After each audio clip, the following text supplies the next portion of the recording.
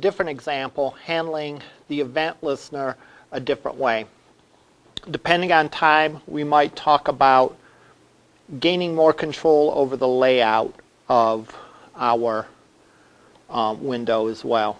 Because right now, the window works pretty basically that as you put controls on your frame, they're laid out horizontally. All right. So obviously that would not work for many different windows, but we can take a look on how we can extend that. So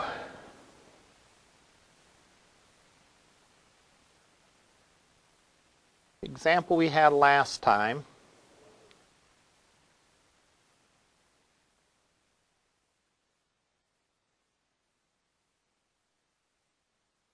We went over example 1. And just to run it so that you can see what it looks like.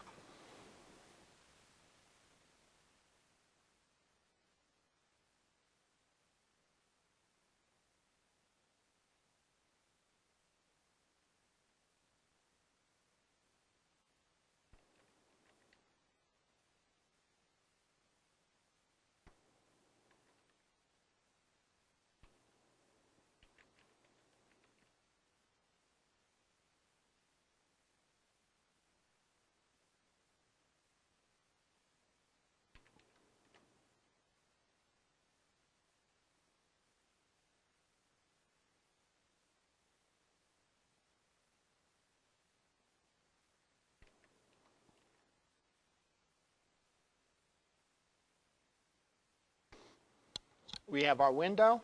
In that window, we have a couple of things. We have a label.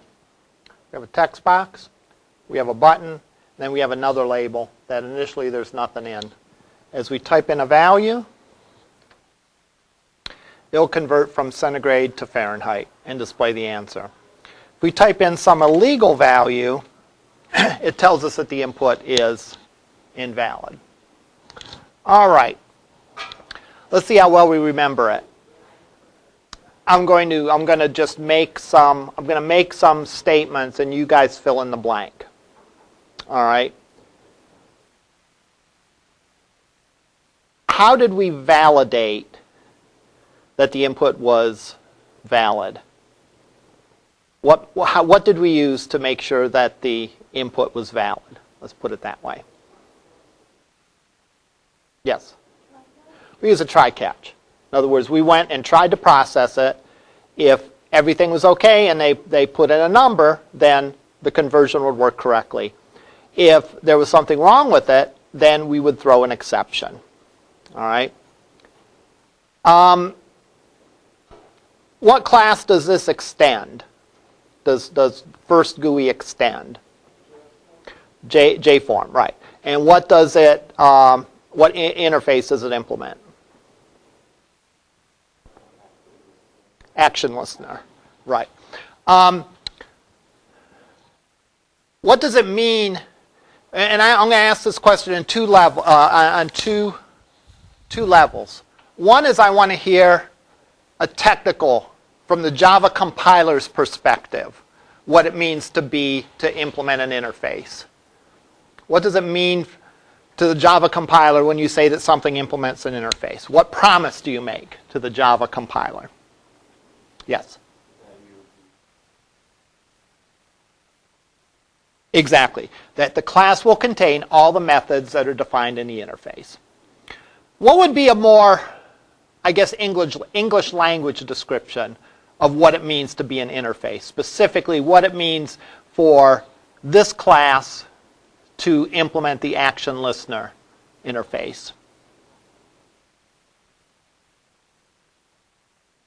It does action listener things. Excellent way to put it. In other words, it can serve in the role of being an action listener. All right? And exactly what does an action listener do? It listens for actions. All right? What does that mean? In this case, what do we have an action listener to do? Exactly. To handle what happens when we press the button. So when we press the button, we go and do things. All right, I think that's pretty good. You guys seem to have a pretty solid understanding of this. Let's go and look at the code and see all the things that we talked about. All right. Some things that we import, of course, because we're using some different classes now. There you can see my class, First Gui, extends JFrame. So it is a JFrame, and it can do everything that a JFrame can do, plus it can do some extra stuff, the specific functionality we build into this. It implements action listener, which means that it serves in the role of an action listener. Put differently, this is both going to be the window and the code to handle the processing behind the window. Again, you know, it's tough because I don't know what all the courses everyone has taken. But in, for example, CISS226, we take sort of a different approach. We have two separate files. We have one file that is the GUI and one file that has the code, what's called the code behind in ASP.NET Framework. The idea is the same. We're separating, or we have two different things going on. We have a GUI and we have the code that processes the GUI. It's just a matter of where it lives.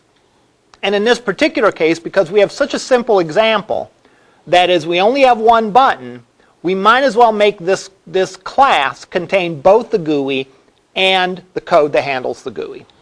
All right. So, from the compiler's perspective, it must have this action performed method. It must have the action perform method. That's the only method that's defined in that action listener interface. So that's the only one that this has to implement in order to honor that promise. And it looks like this. Action event E is sort of information about exactly what happened. We actually could use the same action listener to process different buttons. But normally we don't do that. That would get into some complications where you'd have to look at that E object and determine what got pressed and so on and so forth. All right, so rather than avoid that mess, in our next example where we have two different buttons, we're going to have two different action listeners. All right, but in this case, one button, everything's simple, therefore this implements action listener. We have as attributes the different form controls that are going to be on this page. Labels, a label, text field, a button, and another label.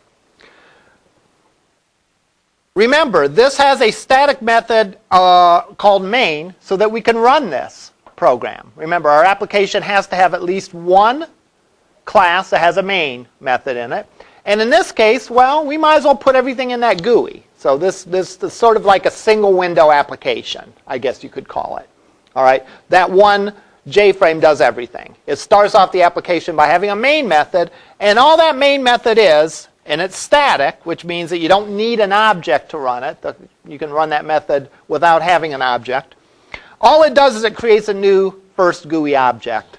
That, of course, kicks a constructor in, and we do all these things. These things include some initialization of the window, making it visible, setting the close operation, and it involves actually putting our controls, our GUI controls, first onto a panel, and then we put the panel in the frame. All right? So we put everything on the panel. We add the label, we add the text temp, we add the button convert, we add label results. Then we add the panel to the content pane of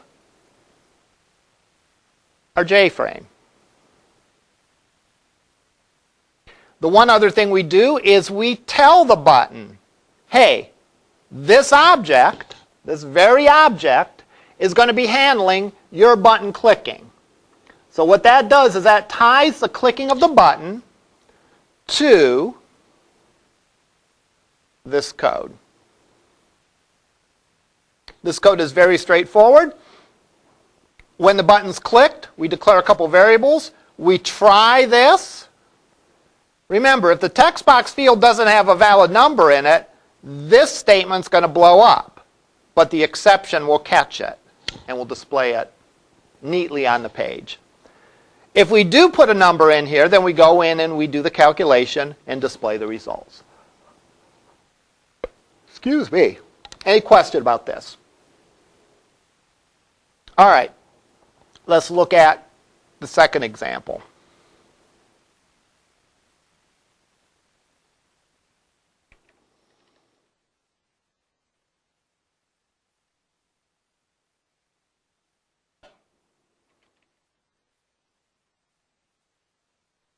First of all, I'm going to get rid of all the classes and start with a clean compile. Or, yeah, start out with a clean compile. Let me clear it, and now let me do a dir. So I do a dir, and I see First Gui.java. I compile it.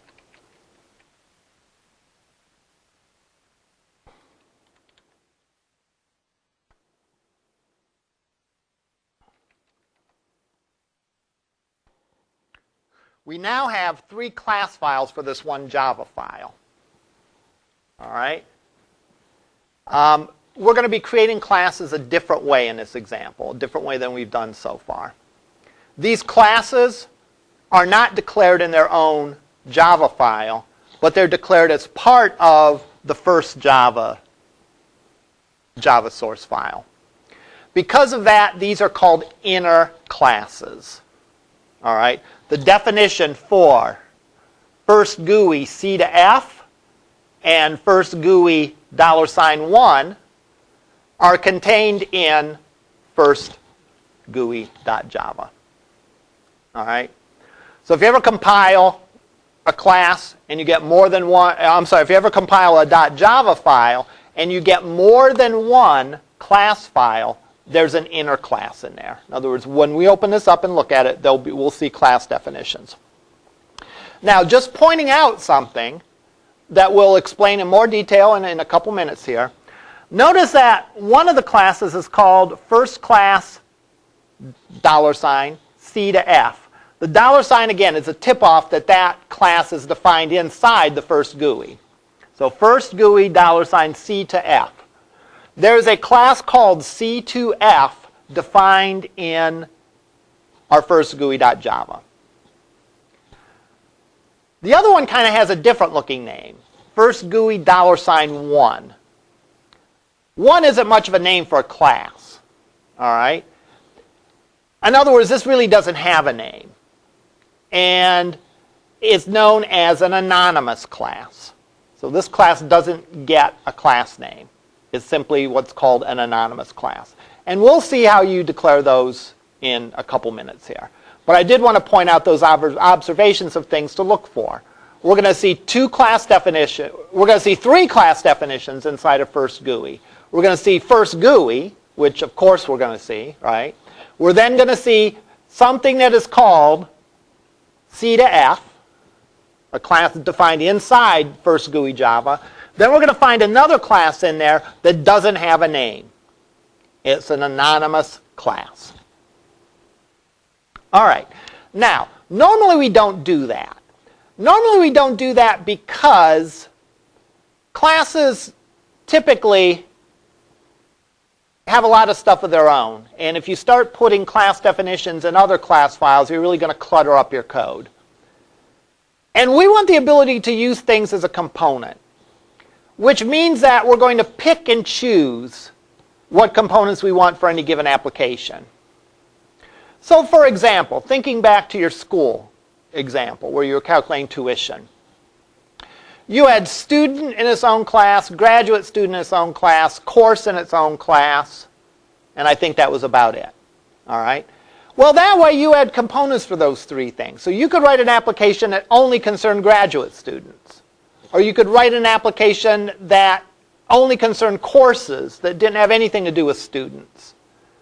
By defining each class in its own source file, you get that level of granularity where you can use one without worrying about needing to use the other.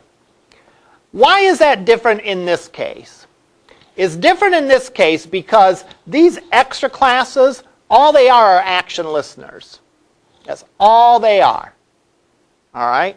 And therefore, there's not going to be a lot of code in them. All right, there's not going to be, these classes aren't going to have their own attributes.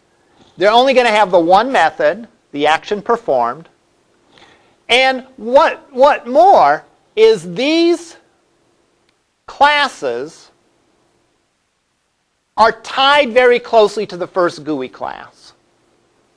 All right, if you think about it, how many of you have had CISS243? Okay, just web database. Okay. All right, so a few people have. It makes sense that the code that's going to process our window is tied very closely to the window itself. All right? They go together. All right? Doesn't make sense having one without the other. A GUI window that doesn't do any processing is probably pretty useless. Processing that isn't really processing of a window that really isn't associated with the window doesn't really make sense either. So these two classes go well together. And when you have one, you're always going to want the other. So because of that, it's okay to declare these classes as inner classes. We could easily imagine us using the course Java file for something that had nothing to do with students, right? We could print a course catalog or display course directions on a web page or descriptions on a web page or things of that nature. Well, we're not talking about any specific student. We're just talking about the course apart from any students. But in this case, it doesn't make sense to talk about the processing code without talking about the window, or talking about the window without talking about the processing code. Therefore, it's okay to define these classes inside of the class for the GUI. Now, in this particular example, I'm showing you two alternatives to do this. So I have two buttons on my page, and I handle each of those buttons a little bit differently. You don't have to do it that way, right? If you find a way you like, you could handle all of the buttons the same way. You don't have to do one the one way and one the other way. The fact that I use an anonymous class in one case and a regular inner class in another case is just how I chose to do this as an example.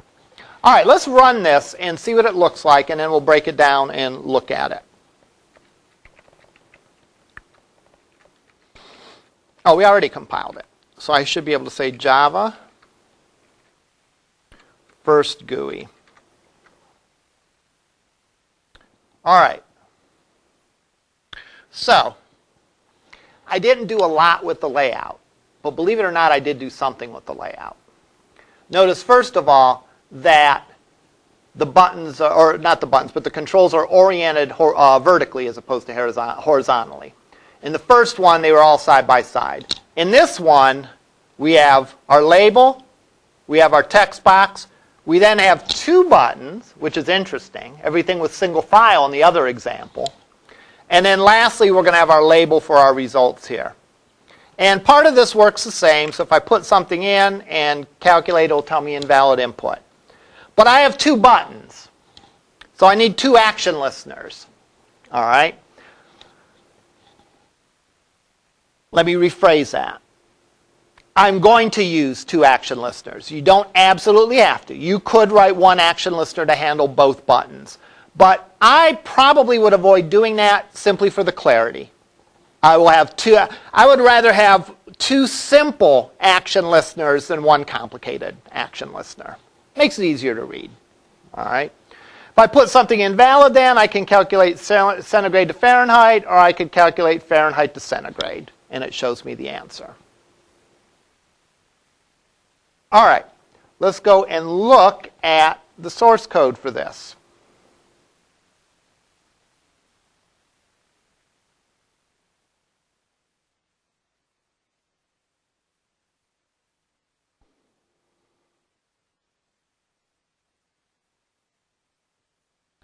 All right, the first part of it looks almost identical. The only difference is I now have a second button.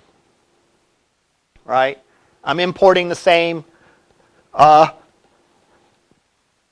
importing the same packages. I have my public class extends JFrame. There is one little difference on that line now. What's the difference on line 6 from the previous example?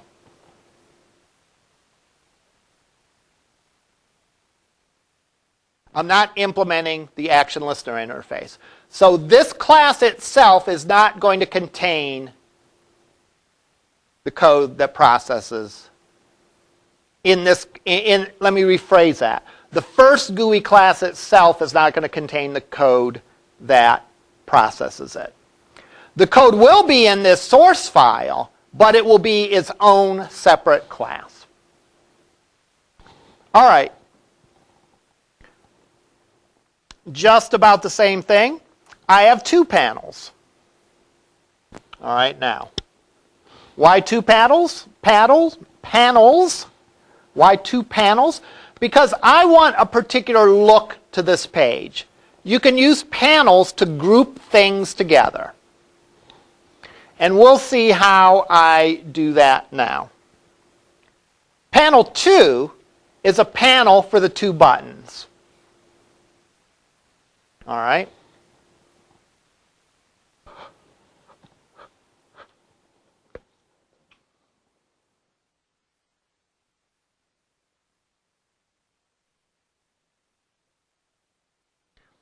We're going to ignore the commented code out. The commented code I have in because I want to show a couple different options here. So right now I have my 5 GUI elements. Label, text box, button, button, label. I create 2 panels. On panel 2 I add both the buttons. Now what orientation do panels take if you don't specify? They are horizontally oriented. So my panel, P2, now contains the 2 buttons side by side, horizontally. I then set my button action listener to new C2F. And if I go down here, there's a class that's defined within the first GUI's class definition called C2F. Right here is that class. And it implements action listener. Because it implements action listener, it means it must have the action perform method, which it does. In fact, this looks basically like a cut and paste of what I had previously. The only difference is now that code lives in an inner class of First GUI and not in First GUI itself. Notice that this inner class is part of the First GUI class. So if I look at the brackets, the definition of C to F lives completely within the definition of the First GUI class. All right? That's why it's called an inner class. It's defined inside of this class. Now here's the thing about an inner class. It can access all of the instance variables of the main class. So I can ask for the value of the text box in here, even though that value is not an attribute of this class. I can ask for the label, even though that label is not defined as part of this class. I do my try, do my math, display the results. If anything gets an error, I display that. All right? So really the only difference between these two is that in the first example, the action perform method was part of main GUI, and I didn't have another, or first GUI, and it wasn't in its own class. Here I've created an inner class that is a class inside of the main class, separate from it, and I put the action listener in there, and the action perform method.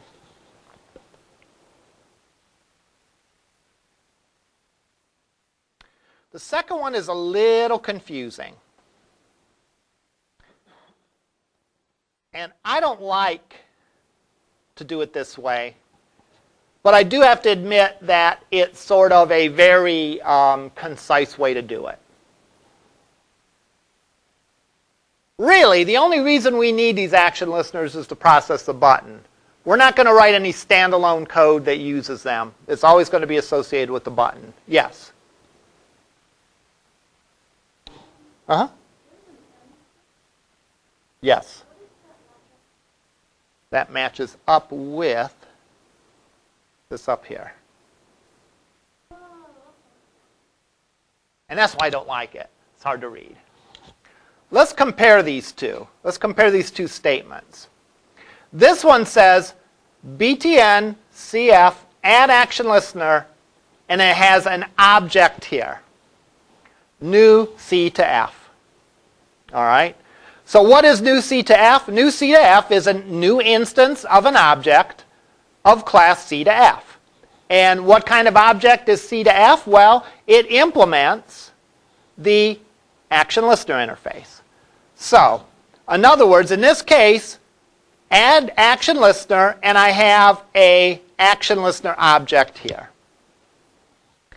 In this case, I define a brand new action listener object right here. And it's an anonymous class. In other words, I don't even bother to give this a class name. I simply say it's a new action listener, and I'm going to define the rules for that action listener right here. So I'm defining the class right as part of this statement. I don't have it defined somewhere else like I did with this one. I simply say, I want a new action listener, and here's what it contains.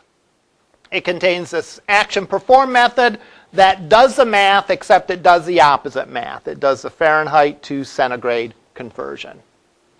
So notice, if we were just going to look at a 2,000-foot level at this, both of them say button convert, both of them say button, add action listener, and then parentheses is a new action listener. It's just that one of them calls the action listener by a name. That's the first one. So this one is easier to read. It says new C to F. This one doesn't contain a action listener object that has a name, or an action listener object that has a class name. We're simply creating that new object right here, and we're saying what's contained in it. An action perform method that does all the things like a normal action perform method does. And in this case, it does the calculation for Fahrenheit to centigrade. Now again, keep in mind there's no reason, or let me rephrase that. Only for demonstration purposes did I do it this way. Did I say, okay, I'm going to do this one this way, I'm going to do this one that way. Usually, whichever way makes more sense to you, do all of them that way. All right? There's no real reason to switch between the two. Just do what you think makes the coding more understandable to read, more logical to you, and any Java developer should be able to recognize either of them. That's one of the reasons I show you either way to do it. Because if you're working on someone else's code, they may have taken a different approach. And I want you to understand the different approaches that you can take here. Yes? Yes.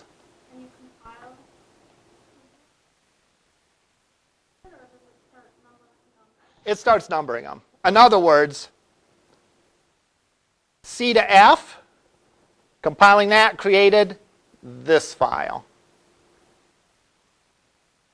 The anonymous one that didn't have a name, well, that created this file. So it'll start numbering them. If I had a second, a third, a fourth, it would just number them.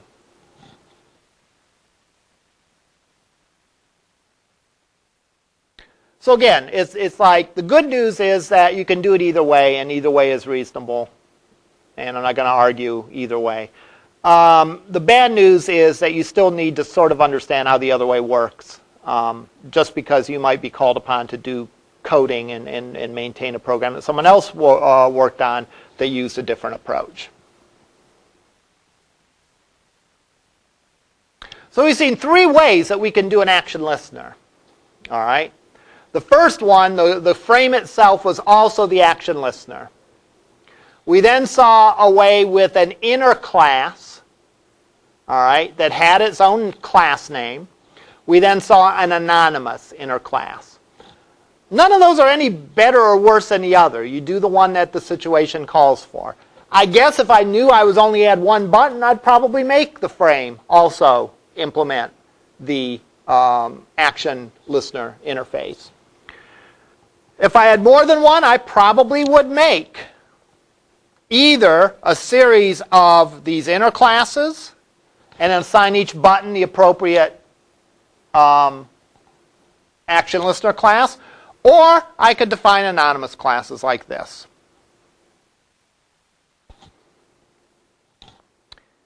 In my mind, this code is hard to read. You still have to get back to lining up the parentheses and lining up the brackets and so on. All right, because everything works just like a regular class. A regular class starts out with braces, right? There's the braces. Regular class has methods, and those methods start out with braces, and try catches have braces, and so on. So, if you're going to do this, again, I would definitely take care that I would indent things correctly and get things lined up. Otherwise, that you can really get lost very easily. All right? And again, the whole reason I'm doing this is I know for a fact that these action listeners are always going to be associated with this GUI. Right? Now,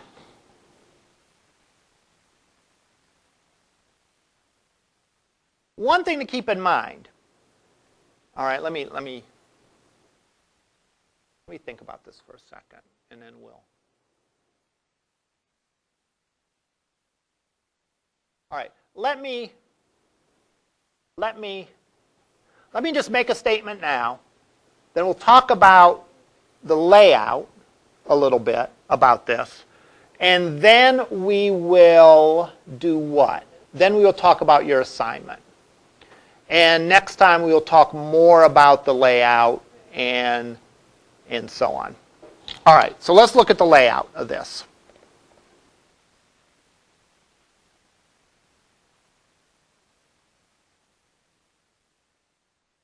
I can set a layout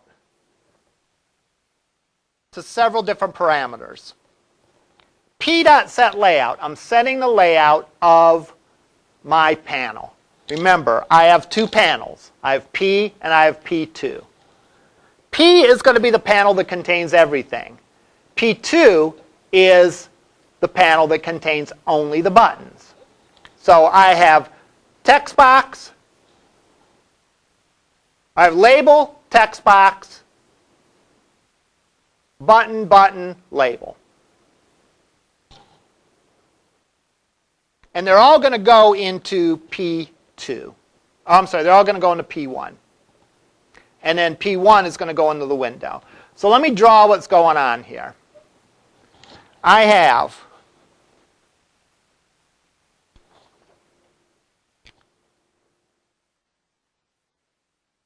P1, which is a panel.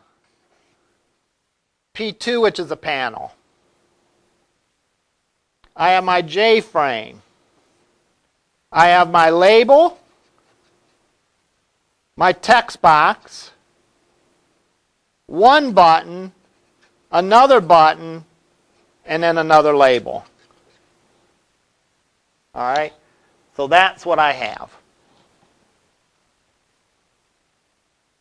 First thing I do is I add to P2 the two buttons. Now, P2, I haven't said anything about how it's laid out. So what's the default? The default is that it will be laid out horizontally. So I will get button 2, or button 1, and button 2 next to each other. All right? I haven't specified the layout for this, so the layout is assumed to be horizontal. All right.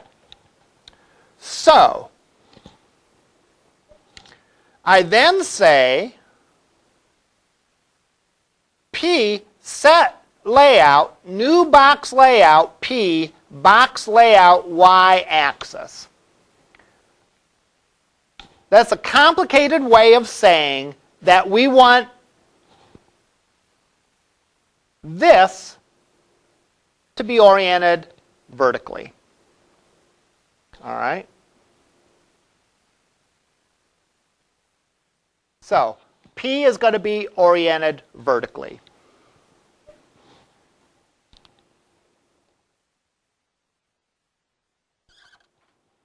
Why didn't I do that in last class's example? And why didn't I do that to P2? Because I took the default. I wanted them to be oriented horizontally. So I didn't need to set the layout. This one I want it to be set. I want the layout to be set differently than the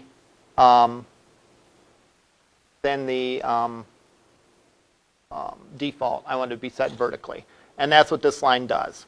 My next three lines say add the label, add the text, add P2, and then add label results. So I add the label, I add the text box, I add P2. What does P2 contain? The two buttons laid out horizontally. And then finally, I have my answer label. So that's how I get that layout of vertically in a straight line, single file, except for the buttons. Those two buttons are side by side because I put them in a subpanel.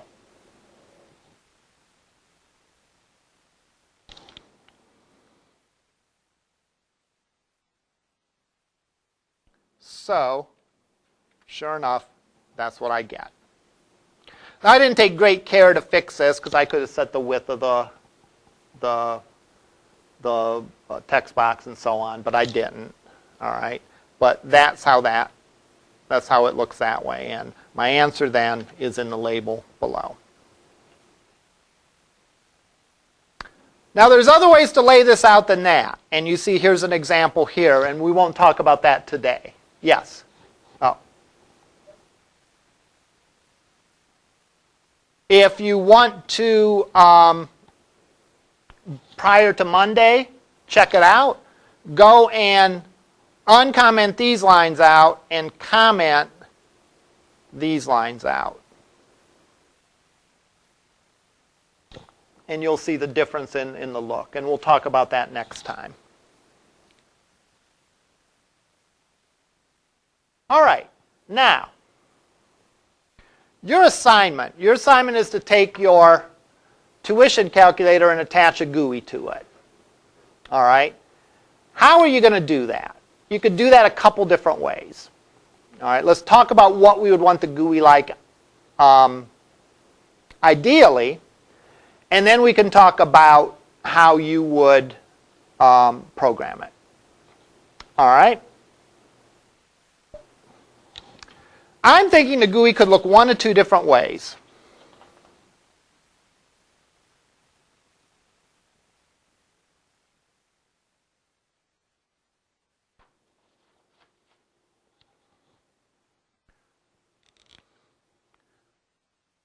We'll split this page in half. The GUI could have the student name,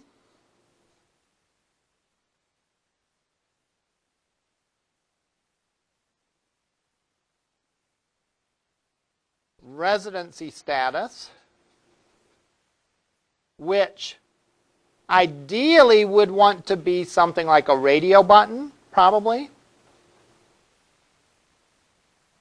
Other information about the student. You could have save student information. And then in the lower part of the GUI, you could have the course name, the credit hours, and then an add to the schedule.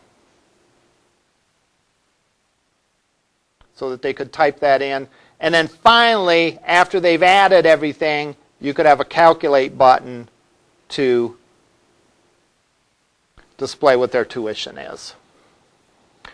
So you type in their name, residency status, you save the student information, you type in the course number, add, it will add to that student's course list. You click calculate, it will tally up the credit hours and display the result. I guess another way you could do it, and whichever way makes sense to you,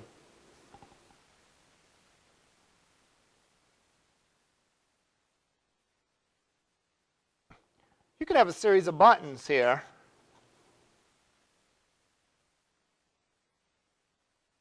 Add math. Add CISS, and so on. You could have maybe a sampling of 10, no, 10 would be a lot. You could have a sampling of maybe 5 courses.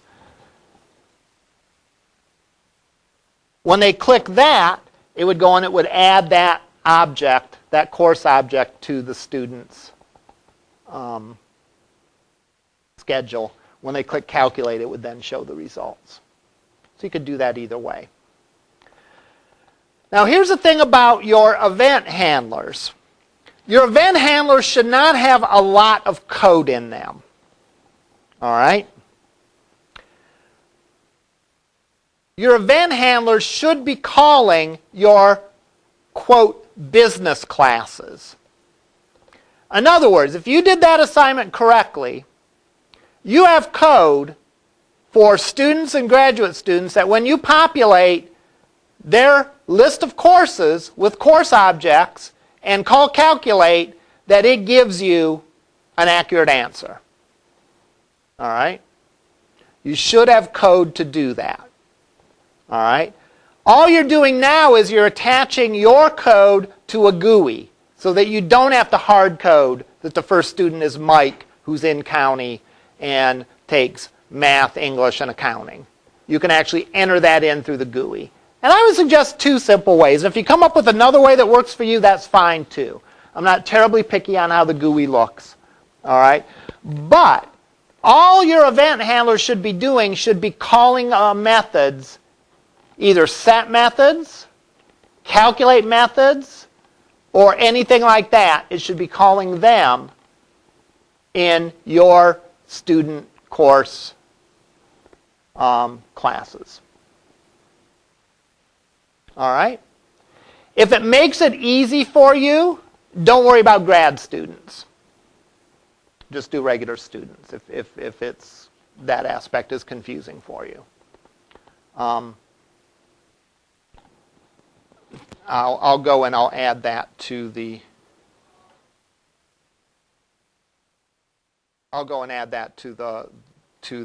lab assignment here.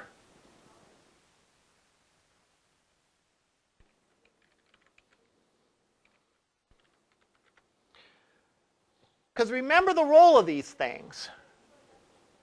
All right?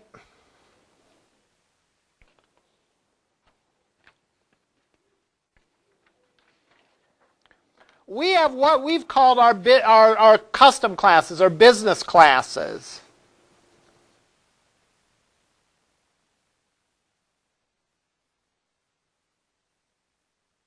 All right? They handle the rules of our organization. How much does a pizza cost? How long does it take to bake a thick crust pizza? How much does it take for an in-county student, or how much does it cost for an in-county student that's taking 8 credit hours? And so on. Those are the business rules. Those are in their own classes, and they live there. These have nothing to do with the GUI. Because we could put numerous GUIs on top of this, and we always want the same results.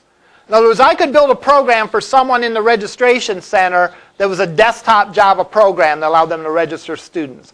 I could develop a web interface so that you could register yourself and calculate your tuition and so on. There could be a bunch of different places that all do the same thing and all need these classes to do their job. So these ought not to be tied to any GUI. Your GUI then is the view that you're going to show to a particular user under particular circumstances. And then you have a little snippet of code that's your event listener that sort of ties the GUI with the business classes. Sometimes this is called model, view, controller. All right, sometimes you hear that terminology. The model being the business classes, the view being the way it looks, and the controller is sort of being the glue between them. Usually the controller or these event handlers are tightly associated with the GUI, right? Because they're written for a specific GUI. These pieces of code and these pieces of code aren't typically terribly reusable.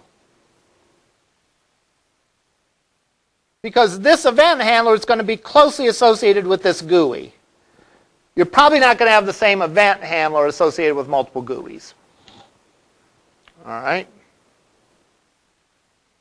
But the underlying business rules should be the same. In other words, before there were computers, all right, there was a way to calculate tuition here at Lorain County Community College. And my guess is it's probably very similar to the way it was now, the only difference being the rate. All right? The rate has probably gone up, but the structure, the basic concept of how you calculate tuition has probably been the same for ages. All right? These are the underlying rules of the business organization, and you put a GUI on, but the actual processing and logic happens in these. So as a result, the code here is going to be pretty thin. It's not going to be a lot of processing. You're not going to have formulas in there to calculate tuition. You're going to be creating objects of the business class and passing them arguments and getting the results. And possibly getting exceptions. All right, that was another aspect of this assignment, that if a student, for example, didn't have a valid status, you should throw an exception so that it didn't blow up. All right. Next Monday, we will talk more about layout, and we can spend more time talking about this, because I think this part is important for you to understand this to get the assignment right. All right, we will see you in lab. Remember, today I can only stay till 10 till 3. All right, we'll see you up there.